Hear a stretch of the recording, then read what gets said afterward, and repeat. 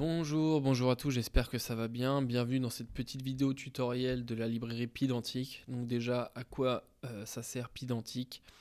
Ça sert essentiellement à valider des données entrantes, être sûr qu'elles respectent un certain typage sur certains attributs, qu'elles respectent certaines règles, parce que voilà, on va pas se mentir, c'est quand même beaucoup plus agréable de récupérer, quand on récupère des données, de s'assurer de leur qualité et de travailler ensuite sur des données propres.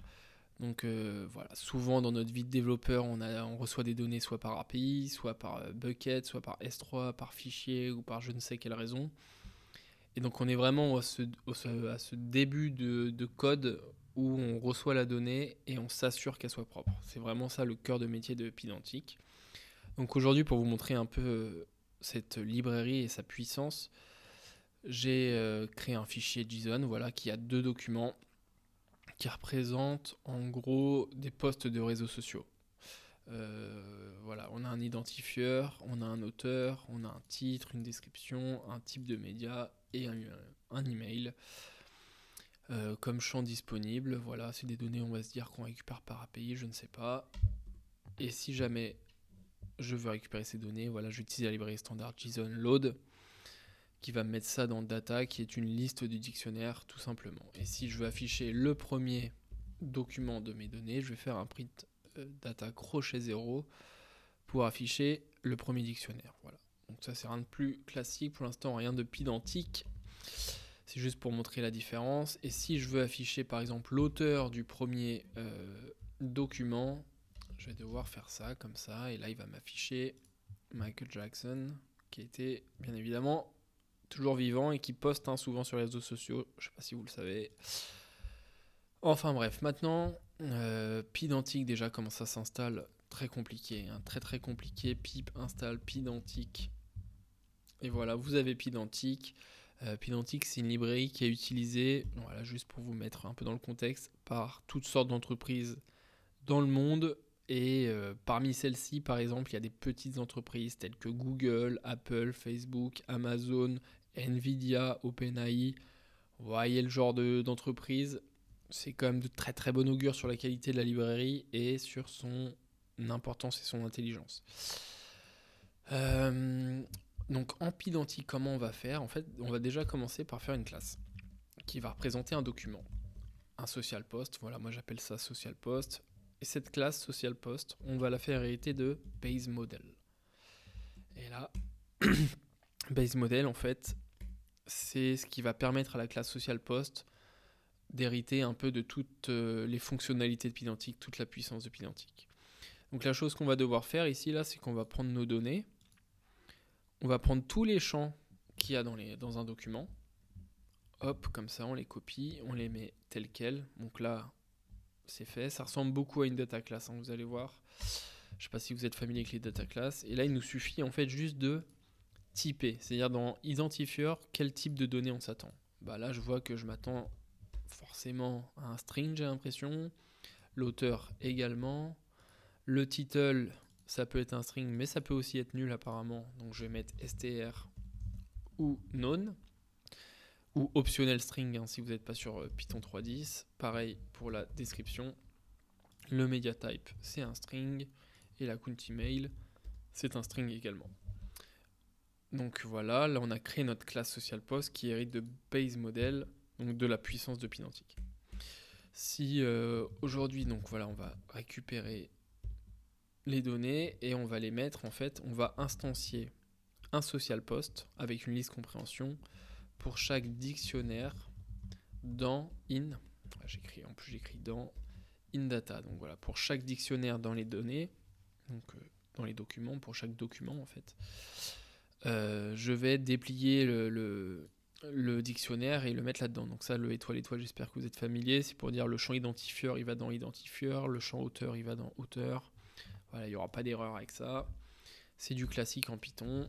Et si on va faire exactement pareil, on va afficher le premier post. Boum, on va se bouger un petit peu. Voilà, bonjour.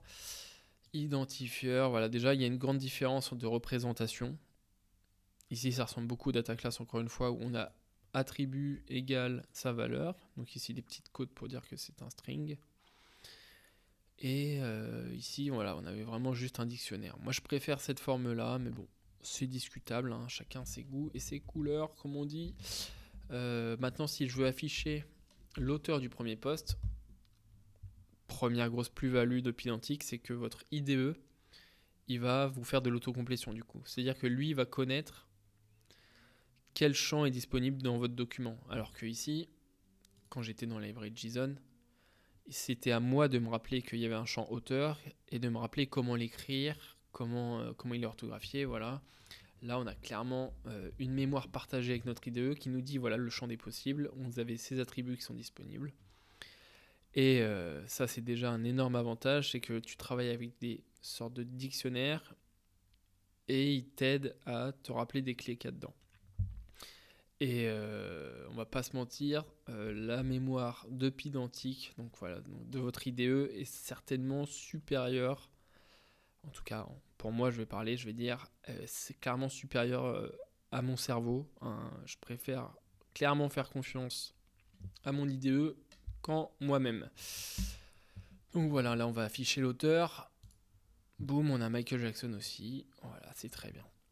Maintenant, ce qu'on peut faire, puisque Pydantic le permet, par exemple, l'identifieur ici, on voit que c'est un string, mais en vrai, nous, on veut un int. Parce que voilà, notre manager nous dit, en fait, les données qu'on récupère par API, tu vas me les stocker dans une base.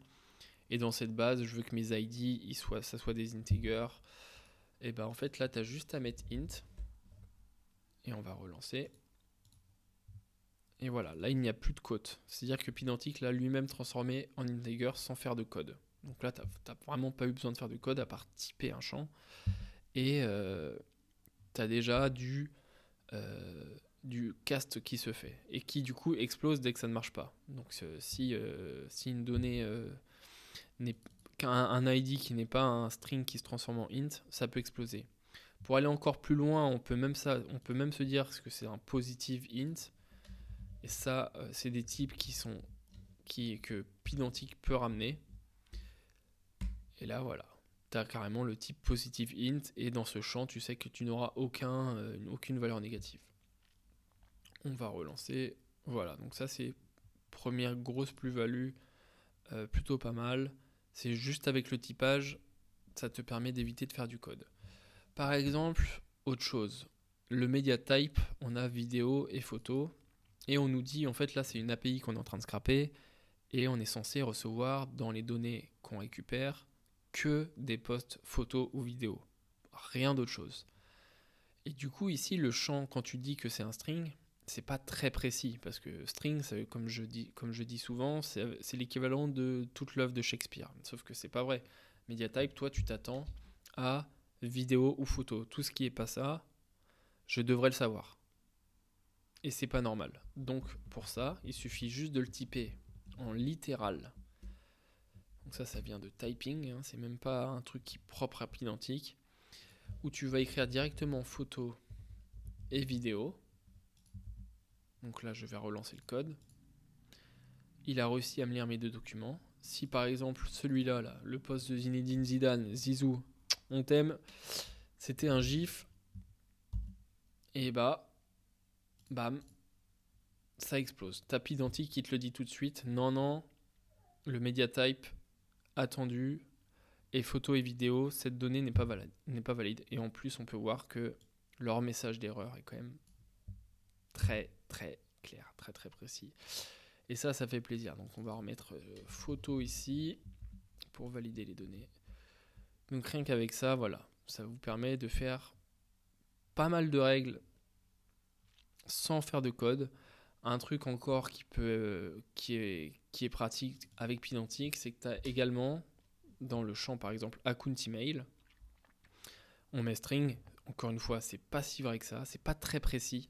Donc tu peux mettre email str de Pydantic.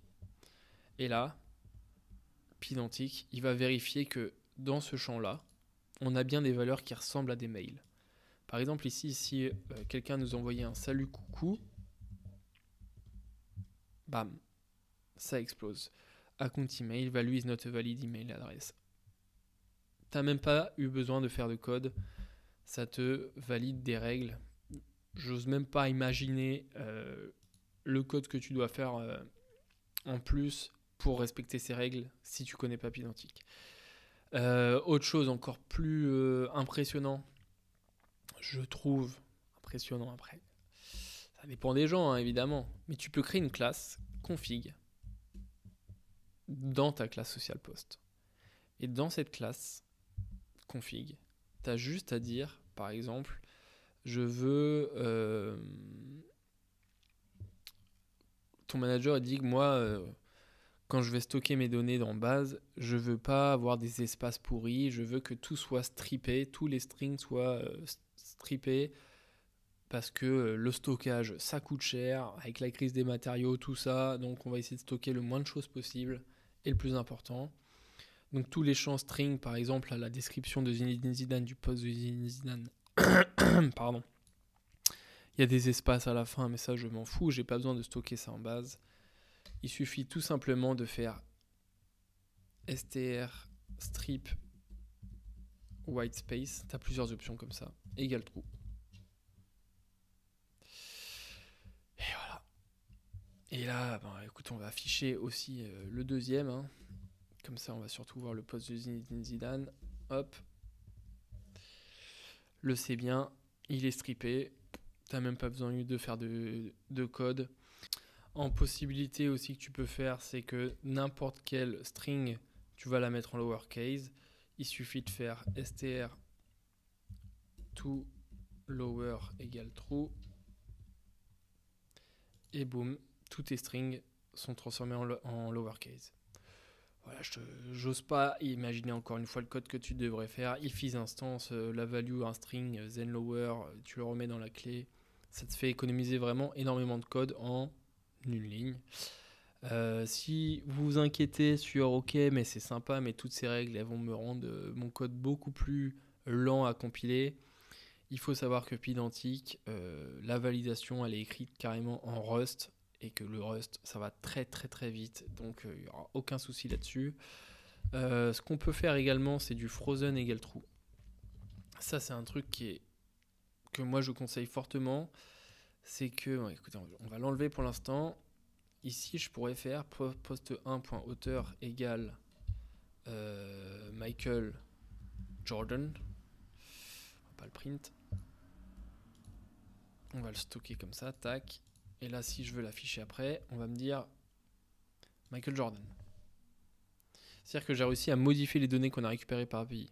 Ce qui est plutôt une mauvaise idée, hein, puisque on récupère des données pour API, on va plutôt leur faire confiance. On va pas essayer de les foutre en l'air 2000 lignes de code plus loin. Ça nous empêche de faire d'avoir plein de bugs qui seraient très difficiles à voir. C'est qu'on a modifié une valeur qu'on avait récupérée. Vous savez, dans la complexité du code, c'est des choses qui arrivent. Donc là, il suffit de faire frozen égale true. Et là, on relance. Il va me dire tout de suite instance is frozen. Voilà, vos objets, récupérez vos objets propres. Elles sont imbougeables. Donc voilà, c'est le gros avantage de Pydantic, hein, c'est qu'en très peu de code, en fait, tu n'as même pas besoin de faire de code pour respecter plein de règles. Maintenant, tu as des données qui respectent toutes le même modèle, le même typage, et si elles ne le respectent pas, tu es tout de suite au courant quand même. Tu n'as plus aucune donnée bizarre dans ton code et tu peux aller tranquillement dans ton process de transformation, puis après d'écriture en base, de manière un peu plus sereine. Moi, je trouve même beaucoup plus serein. J'espère que ça vous a permis quand même de comprendre un peu la puissance de Pydantic. Et pour moi, personnellement, les gros avantages, c'est déjà du coup cette autocomplétion fournie par l'IDE grâce à Pydantic. Et le fait que tes règles métiers, elles sont dans la même classe, au même endroit. En plus, t'as pas à chercher plein de choses, t'as pas à polluer ton code avec des règles de validation de données, de gérer des exceptions, je ne sais quoi d'autre. Voilà, et t'as énormément de code non écrit, mais ça t'empêche pas qu'il y a beaucoup de choses qui se font. Et avoir du code qui n'a pas 4 millions de lignes, c'est souvent un bon signe de clean code. Et avoir 4 millions de lignes, c'est souvent un signe de code smell, comme on dit, de code qui pue. Voilà, donc j'espère que ça vous a plu. Je vais peut-être faire une partie 2 si ça vous intéresse pour aller un peu plus loin dans le Pydantic avancé, parce qu'on peut faire encore plein d'autres choses. Donc voilà, si ça vous intéresse, n'hésitez pas à me le dire. J'espère que ça vous a plu. Passez une bonne journée ou une bonne soirée. Et à la prochaine. Ciao!